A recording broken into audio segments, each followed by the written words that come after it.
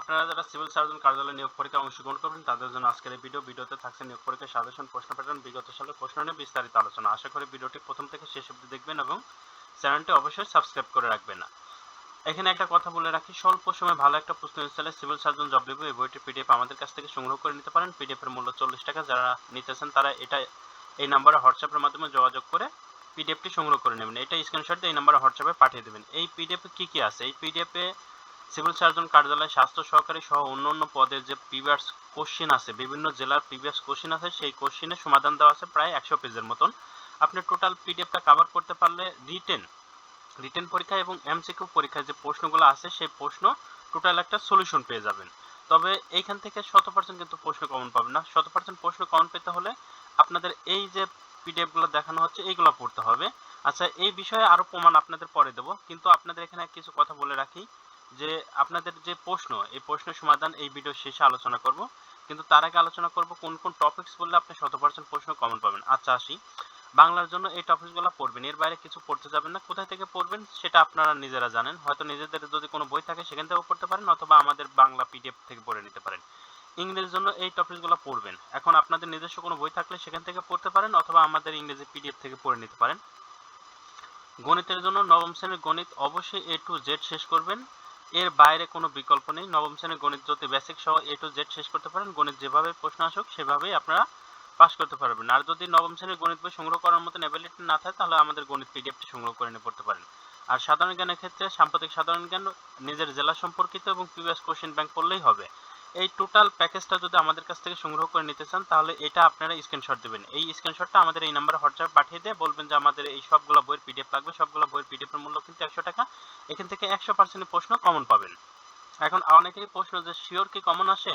ভাই, এরকম হাজার প্রমাণ দিতে পারবো, যারা আমাদের কাছ থেকে পিডিএফ নিয়ে সংগ্রহ করে পড়ে ফুল প্যাকেজ পড়ে ইনশাল্লাহ চাকরি হয়েছে এবং রিটেনে পাস করছে, এরকম অনেক প্রমাণ দিতে পারবো। তো যাই হোক, আমরা একটা প্রিভিয়াস কোশ্চেন ব্যাংক দেখি। স্বাস্থ্য সহকারী, স্টোর কিপার ও অন্যান্য পদের প্রশ্ন ব্যাংক প্রায় সেম। 90 মিনিট সময় দেওয়া হয় সব পরীক্ষাতেই এবং 80 মার্কের প্রশ্ন থাকে, সেটা রিটেন হোক বা এমসিকিউ হোক। এমসিকিউ হলেও আপনাদের সেমই, যে 80 মার্কের থাকবে আর 90 মিনিট সময় দেওয়া হবে। আমরা রিটেন প্রশ্নটা আগে সমাধান করব, তারপরে এমসিকিউ প্রশ্ন সমাধান করব। অনেকের প্রশ্ন, এখানে একটা প্রশ্ন, যে অনেকের প্রশ্ন থাকে যে প্রথমে রিটেন এমসিকিউ হবে তারপরে কি আবার রিটেন হবে? না, যে জেলায় যে পরীক্ষাটা হবে একটাই পরীক্ষা হবে, নয় রিটেন হবে নয় এমসিকিউ হবে। এটা কিভাবে বুঝবেন যে এমসিকিউ নাকি রিটেন? অ্যাডমিট কার্ড আসলে তখন আপনাদের নিজের জেলায় নোটিশ বোর্ডে নোটিশ দিয়ে জানানো হবে যে আপনাদের রিটেন নাকি এমসিকিউ হবে। অতএব পরীক্ষা অবধি আপনাদের অপেক্ষা করতে হবে। অনেকেই আছে যে যখন অ্যাডমিট কার্ড ছাড়ে তখন পড়তে বসেন, এটা কিন্তু ঠিক না। আপনাদের উচিত আগে থেকে পড়াশোনা করতে হবে। আগে থেকে কি কি পড়বেন? বাংলা পড়বেন, ইংরেজি পড়বেন, গণিত পড়বেন এবং সাধারণ জ্ঞান পড়বেন, সাথে প্রিভিয়াস কোশ্চেন ব্যাংক পড়বেন। আপনাদের নিজস্ব বই থাকলে, চাকরির যদি নিজস্ব এই সকল বই থাকে তাহলে আপনারা নিজস্ব বই থেকে পড়তে পারেন, যে কোনো প্রকাশনের, অথবা আমাদের সবগুলো বই পিডিএফ সংগ্রহ করে নিতে পারেন। এখন দেখি আমাদের প্রশ্ন কেমন আসতে পারে। শুদ্ধ বানান লিখুন, তাহলে বানান শুদ্ধিকরণ থেকে প্রশ্ন এসেছে। সন্ধি বিচ্ছেদ করুন, সন্ধি বিচ্ছেদ থেকে প্রশ্ন এসেছে। এক কথা প্রকাশ করুন, এক কথা প্রকাশ থেকে প্রশ্ন এসেছে। সঠিক উত্তর লিখুন, অর্থাৎ সঠিক উত্তরের ক্ষেত্রে এখানে সাহিত্য থেকে প্রশ্ন আসে, যেমন কবর কবিতাটি কার লেখা? আমরা সবাই জানি জসীমউদ্দিনের লেখা। তো 23 নম্বর চলচ্চিত্র কার লেখা? আলাউদ্দিন আল আজাদের লেখা। এই বাংলা প্রশ্ন কিন্তু এরকম থাকবে রিটেন আসলে। এরপরে আসে ইংরেজি প্রশ্ন কেমন আসবে।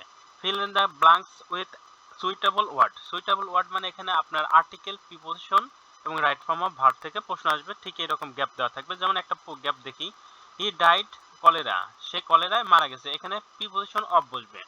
তারপরে দিস ইউনিক, ইউনিকের আগে অবশ্যই এ বসে। এই যে দেখেন যে একটা প্রিপোজিশন, একটা আর্টিকেল, এভাবে রাইট ফর্ম অফ ভার্বের যে কোনো পার্ট থেকে প্রশ্ন আসতে পারে। Article, right form of verb এবং প্রিপোজিশন, শূন্যস্থান থাকবেই।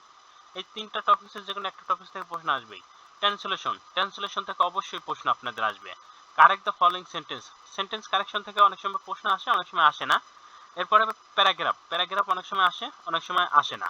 তবে আপনাদের উচিত হবে এইখানে যে টপিকগুলো বলছি সেই টপিক্সের বাইরে আর কিছু পড়তে যাবেন না। এই টপিকগুলো পড়লেই আপনাদের আর কিছু লাগবে না, আপনাদের নিজস্ব কোনো বই অথবা আমাদের পিডিএফ থেকে পড়ে নিতে পারেন। এরপরে কি প্রশ্ন ছিল? গণিত ছিল। আপনাদের গণিত পাঠটা থেকে উৎপাদকের বিশ্লেষণ করুন, উৎপাদক বিশ্লেষণ প্রশ্ন আসে। লাভ ক্ষতি থেকে প্রশ্ন আসে। শতকরা ঐকিক নিয়ম থেকে প্রশ্ন আসে, এখানে ভালোভাবে দেওয়া আছে। এরপরে সাধারণ জ্ঞান থেকে প্রশ্ন আসে। যেমন এখানে সাধারণ জ্ঞানের প্রশ্নগুলো কেমন আসতে পারে সেটা একটু দেখি। রাঙ্গামাটি জেলায় একমাত্র ভূ উপকেন্দ্র কোথায় অবস্থিত? এটা বেতবনিয়ায়। জাতীয় সংসদ ভবনের স্থপতি কে? Louis I Kahn. রাঙ্গামাটি জেলা ঘোষিত হওয়ার পূর্বে নাম কি ছিল? কাপসার মহল। রাঙ্গামাটি জেলা পরিষদ কত তারিখে গঠিত করা হয়? 26 ফেব্রুয়ারি 1989 সালে। বাংলাদেশের প্রাচীনতম নগরের নাম কি? কুন্ডনগর। পলাশীর যুদ্ধ হয় কত সালে? 23 জুন 1757 সালে। বাংলাদেশের স্বাধীন নবাবের নাম কি? শেষ স্বাধীন নবাবের নাম সিরাজউদ্দৌলা। বাংলার বৃহত্তম বিলের নাম কি? চলন বিল। বিশ্বের বৃহত্তম সমুদ্র সৈকত কোথায় অবস্থিত? এটা কক্সবাজারে অবস্থিত। বাংলাদেশের প্রথম ইকো পার্ক কোথায় অবস্থিত? সীতাকুণ্ড চন্দ্রনাথ পাহাড়ে। বাংলাদেশের পর্যটন রাজধানীর নাম কি? কক্সবাজার। বিশ্বের বৃহত্তম ম্যানগ্রোভ অরণ্য কোথায় অবস্থিত? এটা বাংলাদেশের সুন্দরবন এলাকায়। জাপানের মুদ্রার নাম কি? ইয়েন। পৃথিবীর সর্বোচ্চ বুদ্ধ মূর্তির কোথায় অবস্থিত? আফগানিস্তানে। জাতিসংঘের সদর দপ্তর কোথায় অবস্থিত? নিউ ইয়র্কে। জাতিসংঘের দিবস কত তারিখে পালিত হয়? 24 অক্টোবর। আইফেল টাওয়ার কোথায় অবস্থিত? ফ্রান্সে। এইচআইভি এর পূর্ণরূপ কি? Human influenza virus. ক্রিকেট খেলার জন্ম কোন দেশে? ইংল্যান্ডে। কত বছর পর পর বিশ্বকাপ ফুটবল অনুষ্ঠিত হয়? 4 বছর পর পর। এই ছিল রিটেন পরীক্ষা। এবার আসে একটা এমসিকিউ পরীক্ষার প্রশ্নের সমাধান নিয়ে। এমসিকিউতে 4টা অপশন দেওয়া থাকবে, একটি অপশন বেছে নিতে হবে। এখন প্রশ্ন আরেকবার বলি, এই প্রশ্নটা হোয়াটসঅ্যাপে যা অনেকেই করেন যে পরীক্ষা এমসিকিউ হবে নাকি রিটেন হবে। এমসিকিউ হোক বা রিটেন হোক, আপনাকে অবশ্যই আগে থেকে প্রিপারেশন নিতে হবে। উভয় পরীক্ষারই প্রিপারেশন নেবেন, কারণ অ্যাডমিট ছাড়া সর্বোচ্চ 7 দিন সময় পাবেন। এই 7 দিন আপনি কোনো কিছু পড়ে কভার করতে পারবেন না। অতএব আগে থেকেই যেভাবে পারেন এমসিকিউ এবং রিটেন উভয় মাধ্যমেই আপনি পড়াশোনা করে রাখবেন। ডিটেলস জেনে রাখবেন। ডিটেলস জেনে রাখলে আপনার সুবিধা হবে কি, এমসিকিউ হোক বা রিটেন হোক, প্রশ্ন তো প্রায় সেম। যখন ওখানে দেখেন কবর কবিতাটি কবর নাটকে রচিত থাকে, সেম ক্যাটাগরি প্রশ্ন। পৃথিবীর শব্দ সমার্থক শব্দ কি? মানে এই যে ক্যাটাগরি নিচের কোনটি বানানটি শুদ্ধ, ওখানেও বানান শুদ্ধ থেকে প্রশ্ন আছে, এখানেও বানান শুদ্ধ থেকে প্রশ্ন আছে। প্রায় সেম ক্যাটাগরির প্রশ্ন আসে। এখানে 4টা অপশন দেওয়া থাকে, ওখানে কোনো অপশন দেওয়া থাকে না, মুখস্থ লিখে দিয়ে আসতে হয়। তা আপনাদের আশা করি বুঝাইতে পারছি। এরপরে যদি কোনো প্রশ্ন বা কোনো কিছু থাকে তাহলে অবশ্যই কমেন্ট বক্সে কমেন্ট করে জানাবেন। আপনাদের প্রশ্নের উত্তর দেওয়ার চেষ্টা করব। আর এই এমসিকিউ পদ্ধতি হচ্ছে পরীক্ষার প্রশ্নটা, এটা পরবর্তীতে আলোচনা করব।